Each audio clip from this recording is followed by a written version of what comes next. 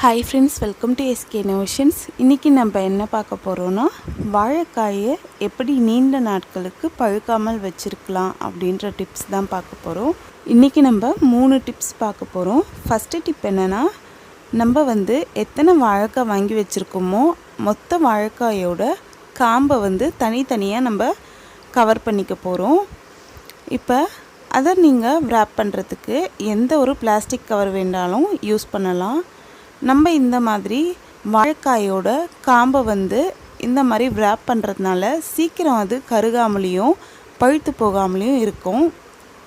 பாருங்கள், இந்த மாதிரி ஒரு சாதாரண கவரை எடுத்துட்டு இந்த மாதிரி நீங்கள் டைட்டாக ஒரு நாட் போட்டு வச்சுக்கிட்டா போதும். ஆனால் காம்பு ஃபுல்லாகவே கவர் ஆகி இருக்கணும். அப்போ தான் இந்த வாழைக்காய் பார்த்திங்கன்னா கருகாமலும் பழுக்காமலும் இருக்கும். இந்த மாதிரி நல்லா விராப் பண்ணிவிட்டு கண்டிப்பாக ஃப்ரிட்ஜில் நம்ம ஸ்டோர் பண்ணிக்கணும். அடுத்த டிப் என்னன்னு பார்க்கலாம்.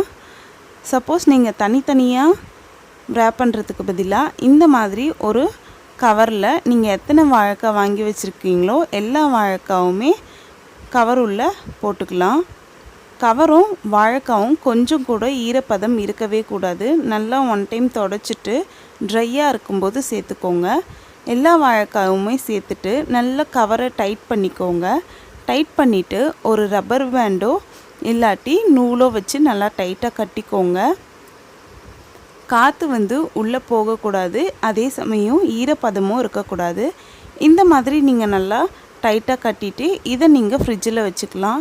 இந்த ஃபஸ்ட்டு 2 டிப் மூலமாக நீங்கள் 10 நாள் வரைக்கும் வாழைக்காயை கருகாமலும் பழுக்காமலும் வச்சுருக்கலாம். அடுத்த டிப் என்னென்னா, ஃப்ரிட்ஜில் வைக்காமல் எப்படி வெளியிலேயே வைக்கலான்னு பார்க்கலாம். நீங்கள் எத்தனை வாழைக்காய் வாங்கி வச்சுருக்கீங்களோ அந்த வாழைக்காவை ஒரு அகலமான பாத்திரத்தில் தண்ணி விட்டுட்டு அந்த தண்ணியில் நீங்கள் வாழைக்காயை போட்டு வச்சுக்கலாம். இந்த மாதிரி பண்ணுறதுனாலும் வாழைக்காய் சீக்கிரம் பழுக்காமலேயும் கருகாமலேயும் இருக்கும். ஆனால் நீங்கள் இந்த டிப்பை யூஸ் பண்ணும்போது டெய்லியுமே நீங்கள் இந்த தண்ணியை சேஞ்ச் பண்ணுற மாதிரி இருக்கும். இப்போ ஒரு நாள் ஃபுல்லாக இந்த வாழைக்காய் இந்த தண்ணியில் இருந்ததுன்னா அடுத்த நாள் இந்த தண்ணியை ஊற்றிட்டு புதுசாக நம்ம தண்ணி ஊற்றி வைக்கணும். நீங்கள் இதுக்கு நார்மலான வாட்டர் யூஸ் பண்ணாலே போதும். சுடு தண்ணியும் வெதுவெதுப்பான தண்ணியோ இல்லாட்டி உப்பு சேர்த்து தண்ணியோ எந்த தண்ணியும் சேர்க்கணுன்ட்டு அவசியம் இல்லை. இந்த மாதிரி நீங்கள் பண்ணுறதுனால 4லேருந்து 5 நாள் வரைக்கும் வாழைக்காய் பழுக்காமலேயும் கருக்காமலேயும் இருக்கும். நீங்கள் ஃப்ரிட்ஜில் வைக்கிற 2 மெத்தட் யூஸ் பண்ணிங்கன்னா 10 நாள் வரைக்கும் உங்களுக்கு பழுக்காமலேயும் கருகாமலேயும் இருக்கும். கண்டிப்பாக ட்ரை பண்ணுங்கள். இந்த வீடியோ உங்களுக்கு பிடிச்சிருந்தால் லைக் பண்ணுங்கள், உங்கள் ஃப்ரெண்ட்ஸோடு ஷேர் பண்ணுங்கள், அண்ட் எப்படி இருந்துச்சுன்னு கமெண்ட் பண்ணுங்கள். நம்ம சேனலை ஃபஸ்ட் டைம் பார்க்குறீங்கன்னா மறக்காமல் சப்ஸ்கிரைப் பண்ணுங்கள். தேங்க்ஸ் ஃபார் வாட்சிங் ஃப்ரெண்ட்ஸ்.